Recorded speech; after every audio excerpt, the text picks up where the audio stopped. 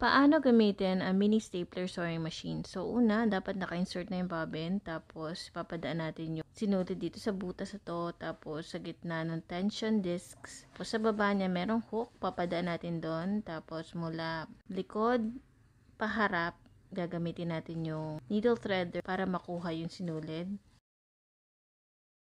Iaangat ang metal. Parang pressure foot natin yan. Tapos, magsisimula na tayong tumahi. So, para di siyang stapler, ipupush mo lang gamit ang thumb mo or gamit ang hilalaki mo.